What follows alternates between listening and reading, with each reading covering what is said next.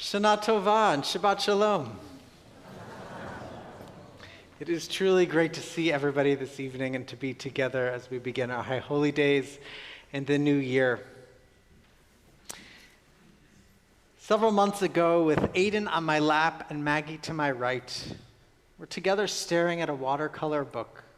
It's a picture of a young girl and her mother.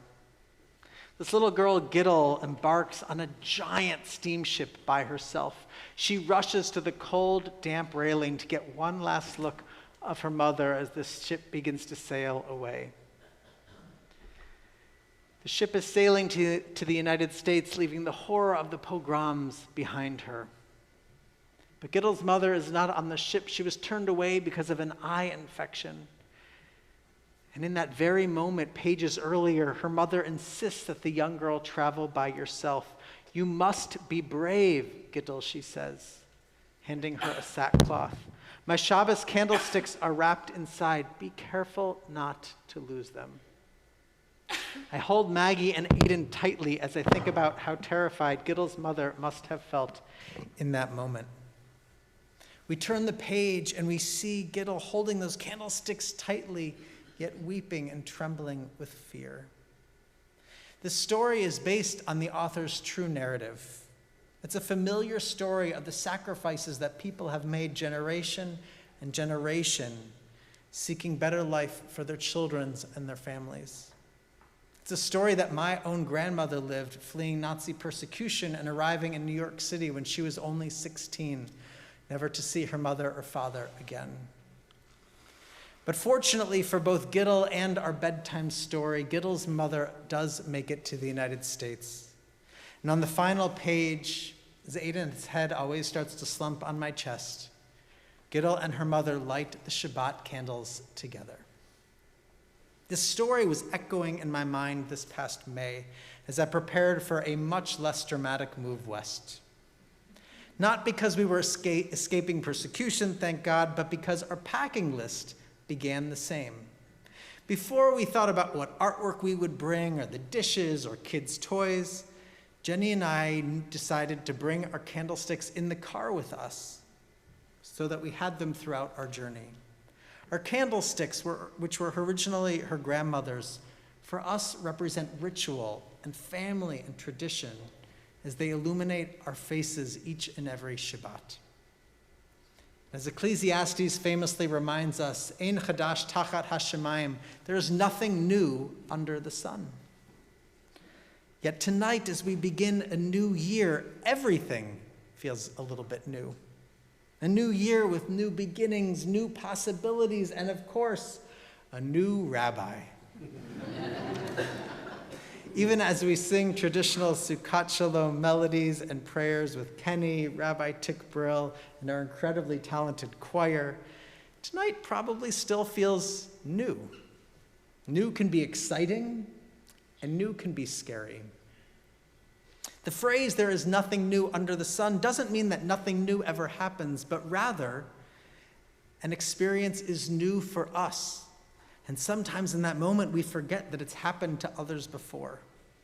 The entire passage from Ecclesiastes reads, only that shall happen which has happened. Only that will occur which has occurred. There is nothing new beneath the sun. Sometimes there is a phenomenon of which they say, look, this one is new, but it occurred long since in ages that went by before us. This 2,000-year-old text teaches that sometimes we forget the past, perhaps even an experience we lived through, so we label it as new. 30 years ago, for example, a radical rabbi challenged the norms of the strict ideological definition of Judaism, as quoted by the Pioneer Press in 1995. That radical rabbi, of course, is Rabbi Gordon. Still is. And Sukkot Shalom at the time was an anomaly. Rabbi Gordon came here and preached acceptance and belonging instead of merely tolerance and rejection. He accepted Jews who fell in love and chose to partner with someone outside of the Jewish faith. Even though today our Jewish world has shifted significantly, most Reform synagogues are now majority interfaith families.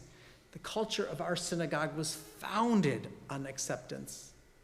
And as Howard Masters, who greeted you tonight, said at my first board meeting in July, there is a difference between outreach and belonging. Everyone belongs at Sukkot Shalom. I am so blessed to be part of this tradition, and I pledge to always preach acceptance and belonging. Even though people reacted to Sukkot Shalom as new, they forgot that it has happened before. Abraham, Isaac, Jacob, all married outside of their tribe. Moses married the daughter of a Midianite priest and had the audacity to seek his father-in-law's help. Our ancestors knew that marrying someone outside of their faith led to a growth in the people. Ecclesiastes was right, it turned out. There is nothing new under the sun. The more I learn about Sukkot Shalom, the more I know that we are besheret, which is a Yiddish word referring to two people who are destined to be in partnership and relationship.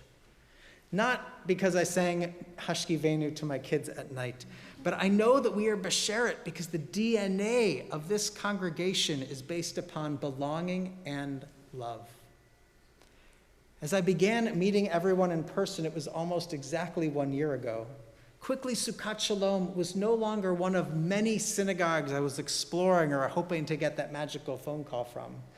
It became the community I wanted to join, the community I want to join, in which I am excited to raise my family and that I am extremely honored and humbled to lead.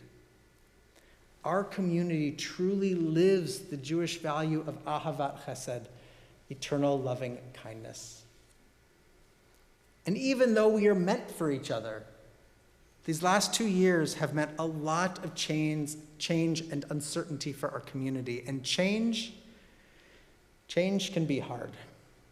Even the name of our holiday tonight, Rosh Hashanah, implies that change inevitably comes with the passage of time.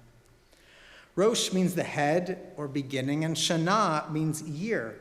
But in addition, the word Shana can also mean change, from the verb lishanot, to change. Every single Rosh Hashanah, we celebrate the excitement of a new year and the changes that will happen in the days, weeks, and months ahead. Rav Kook, who is the first chief rabbi of Israel, drew from the wisdom of Ecclesiastes by teaching us to embrace the excitement and potential of change. He would often say, Hayashan nitchadesh v'chadash titchadesh. The old will become new, and the new will become holy. Like Ecclesiastes, he teaches us to draw from our deep well of knowledge going back millennia as we turn our hearts and minds toward the future. 100 years ago, Reform Jews eschewed wearing talit and kippot. But today, many Reform Jews choose to engage in this tradition. 50 years ago, Reform services were primarily in English, and today we find meaning praying in both our ancient and modern tongues. 30 years ago, most Jews mourned interfaith marriage, and today they comprise over 75% of non-Orthodox Jewish unions. What is old has become new, and what is new will become holy. Yet Sukkot Shalom is different. We've always been ahead of the trends. And we're going to continue that tradition by innovating together, drawing on the past when appropriate, and ensuring that Sukkot Shalom will always be our vibrant and sacred home. Not only am I new this year, of course, but our synagogue leadership has evolved considerably. Rabbi Gordon is now our Rabbi Emeritus. We said a fond farewell to Rabbi Daniels, and we wish her much luck as she assumes the position of a new congregation. We welcomed Rabbi Tick Brill in a larger capacity. Kenny assumed the additional role as Director of Pastoral Care in addition to music. Scott Nelson joined our team this summer as the Associate Executive Director. Missy is settling into her second year as Education Director, and I say this with some sadness, we are celebrating Andy's final year of service to this congregation. And as we recognize the change in leadership for our congregation, we also take stock of the changes in our own lives. For some, this year signified wonderful changes and new beginnings. We may have celebrated the simchas of new babies, a b'nai mitzvah, new jobs, and graduations. For others, this beginning of this year is filled with a sense of loss.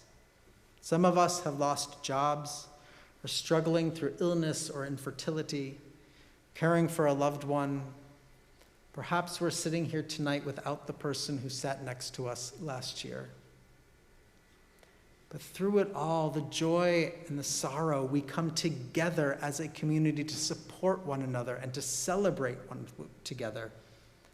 Community is deeply embedded in the Jewish tradition and here at Sukkot Shalom. Together, we will continue to build deep relationships. We will pray, learn, and act, honoring the past as we plan for our future. What is old will become new, and what is new will become holy. To learn how to best serve as rabbi for this community, I began to learn what gifts we bring as individuals. So this summer, I tried my best to meet as many people as possible. It's a journey that will continue throughout this year if I have not met you yet, and of course, in many years to come. The question I want to know most is, what do you love about Sukkot Shalom? And as I asked that question countless times over the summer, I heard stories about how people find meaning and purpose through ritual, learning, worship, family school, the senior men's lunch group, refugee resettlement efforts, touch points, connect, reconnect, coming to book club, volunteering at Connections for the Homeless, and so much more. And most importantly, it became abundantly clear, and we heard this earlier tonight, that everyone returns because of the people, that you truly love each other. Again and again, I received the message that a strong sense of community is why so many people call Sukkot Shalom their spiritual home, no matter their background. As a community, we will embrace our changing world. And every generation of Jews, as every generation of Jews has made Judaism their home, the next generation is no different.